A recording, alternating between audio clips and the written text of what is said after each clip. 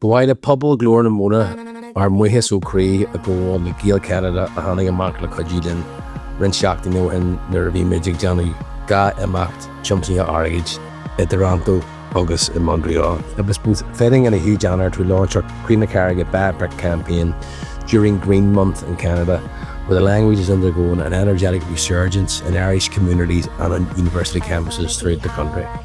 We are incredibly grateful for the kind and heartfelt solidarity and support that we have received from a wide range of supportive individuals and organisations who have helped us organise successful events in Toronto and Montreal.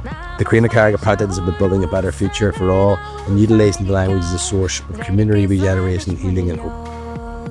We are delighted with how successful the Glór na Móna fundraising events were in PJ O'Brien's in Toronto and Hurley's Bar in Montreal.